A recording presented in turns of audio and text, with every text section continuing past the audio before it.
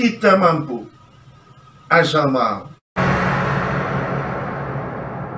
Alhamdulillah, hari ini Kamis Pahing 25 Februari 2021 kami bisa silaturahim ke kota Serang, Banten.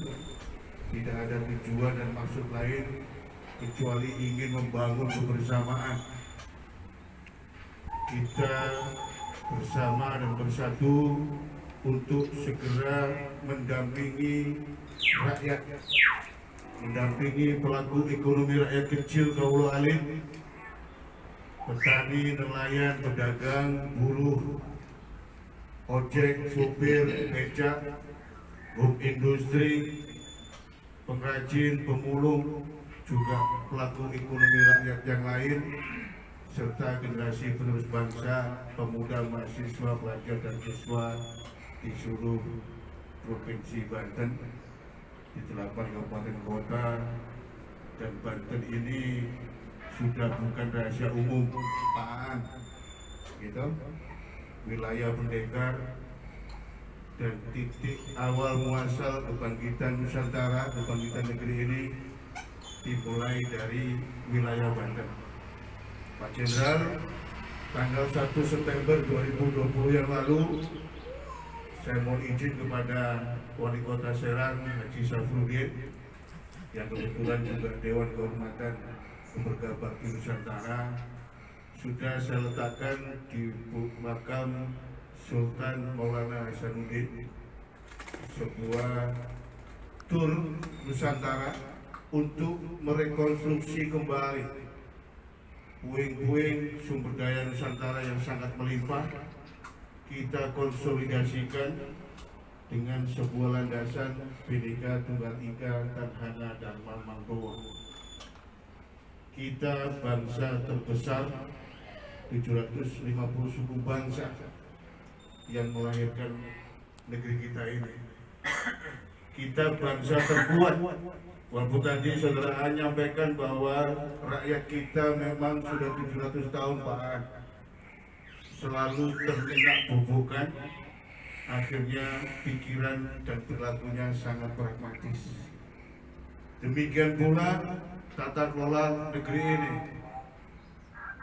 belum sesuai dengan ruh amanah pembukaan Undang-Undang Dasar 45, yang semestinya rakyat diberi kail untuk berekonomi, rakyat diberi kail untuk mendapatkan penghidupan dan pekerjaan yang layak.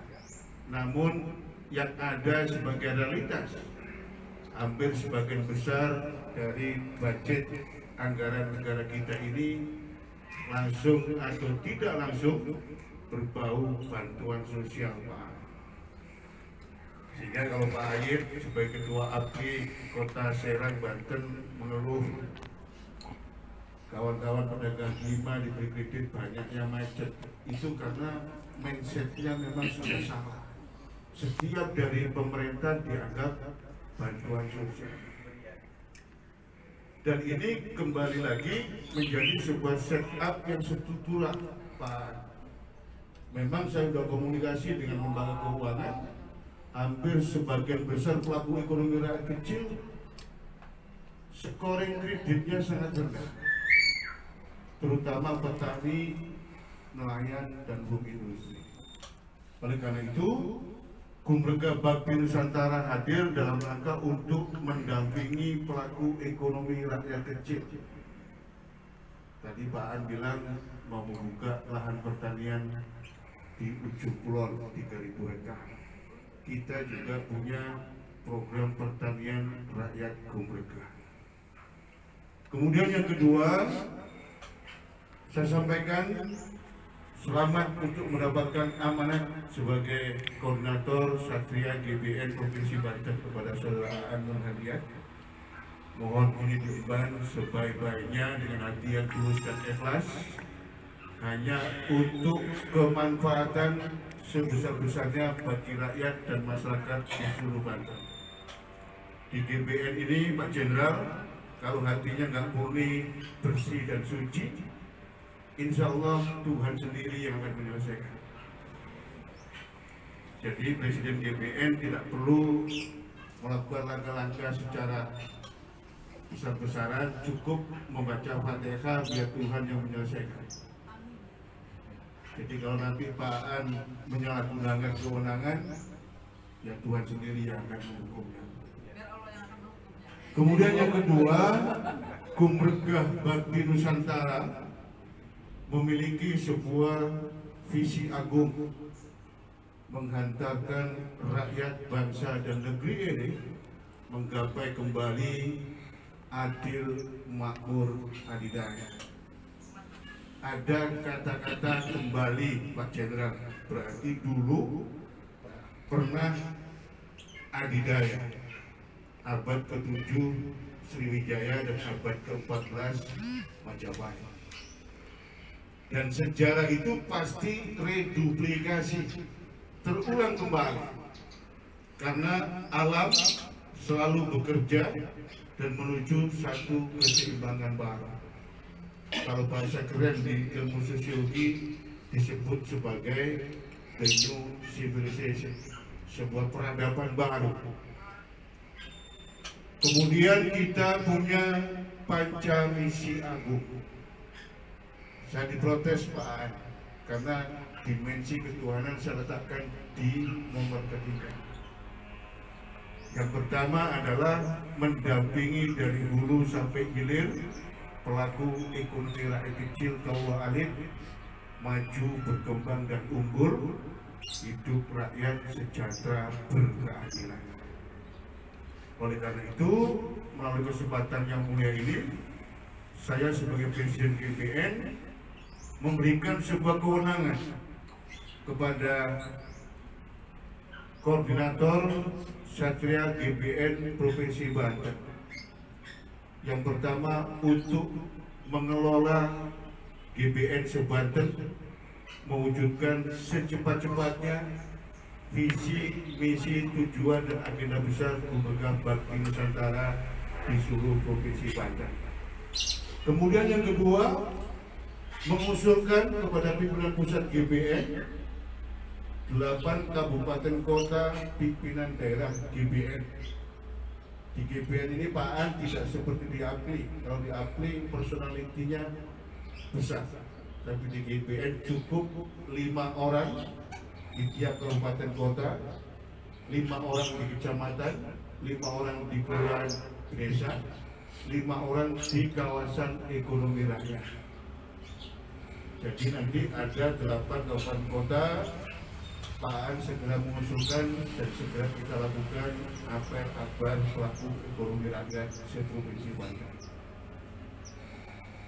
Batko GBN juga memiliki kewenangan dari Presiden GBN untuk mengkoordinasi dan mengevaluasi pimpinan daerah GBN Kabupaten Kota se-Banten. Jadi nanti Pak Edwin, kalau Pak Edwin dipandang Pak Aan melakukan sebuah hal yang bisa dianggap harus diberi sanksi, Pak Aan bisa mengusulkan kepada Presiden GBN untuk mengevaluasi. Bapak Ibu sekalian yang saya hormati, misi agung yang kedua adalah mendampingi generasi penerus bangsa untuk dicetak jadi kader pemimpin kesatria sejati dan besar. Pak Jenderal pasti tahu, sekaya apapun, sebesar apapun bangsa ini, tapi tatkala terjadi distorsi kepemimpinan, maka rakyat dan negeri ini pasti ujung akhirnya menjadi korban. Kita tidak ingin perjalanan ke depan rakyat selalu pada realitas jadi korban tata kelola bangsa negara yang distortif. Yang kedua, generasi penerus bangsa harus kita siapkan, lebih-lebih di era digital hari ini. Oleh karena itu, Pak Aan juga punya tanggung jawab melakukan safari kampus, safari ke sekolah-sekolah, ke organisasi kepemudaan, dan yang lainnya. Misi agung yang ketiga adalah membangun, memperkuat toleransi antar umat beragama penghayat kepercayaan, khususnya mencegah konflik antar umat beragama. Kita tidak mau porak-poranda kembali dampak dan akibat dari konflik antar umat beragama yang itu juga pernah terjadi di masa lalu. Oleh karena itu, landasan utamanya adalah Bhinneka Tunggal Ika Tanghana Dharma Mangglowa. Kita tidak perlu menaklukkan, kita tidak perlu menguasai atau memaksakan perbedaan yang ada. Bahasa Jawanya, Bapak Ibu sekalian, kita harus arif bijaksana, melumerkan diri, mencari kesamaan untuk kemanfaatan bersama. Kemudian yang keempat, panca misi agung GBN adalah melestarikan, mewujudkan tatanan nilai budaya peradaban warisan leluhur Nusantara. Oktober 2018, Pak Jenderal, saya ke Bali, naik Grab ke Istana Tapak Siring sama ke Candi Gunung Kawi di Bali. Saya dapat cerita, dan ini fakta. Bali adalah satu-satunya dari 34 provinsi yang hidupnya adem, ayem, tentrem, ketolongan. Tidak pernah kita dengar sebuah konflik antar suku, antar agama di Bali. Jawabannya Pak cuma satu. Di Bali itu Tuhan dan peradabannya orang Bali hadir di setiap relung kehidupan. Jadi tatkala agama dan tatanan nilai peradaban Nusantara ini kita wujudkan dalam kehidupan sehari-hari berbangsa dan bernegara, saya aku yakin negeri ini dalam tempo secepat-cepatnya akan kembali adil, makmur, adil. Kita tahu kenapa Jepang bisa maju. Walaupun Jepang itu Tuhannya matahari, Pak Usep, ya.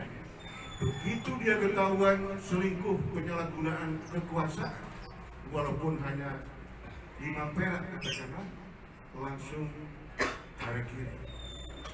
Karena Tuhannya orang Jepang itu hadir dalam diri seorang pemimpin.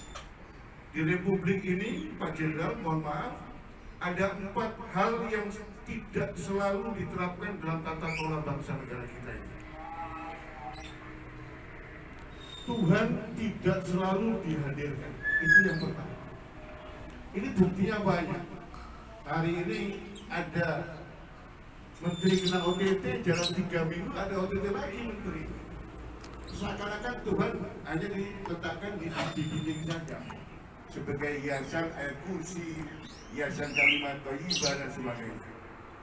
Kemudian kedua, rakyat juga tidak selalu dihadirkan. Yang ketiga, alam semesta kita. Yang keempat, tatanan nilai budaya pada bangsa kita seringkali tidak mendapatkan porsi yang cukup. Bahkan banyak peradaban yang hari ini terbengkalai, termasuk Kota Lama Serang yang hari ini lagi direvitalisasi. Kemudian yang kelima, misi agung kita Pak Jenderal dan Pak An adalah menghadirkan, mendorong adanya keseimbangan keberadaan Tuhan, rakyat, alam semesta, dan peradaban negeri ini dalam kehidupan bermasyarakat berbangsa bernegara.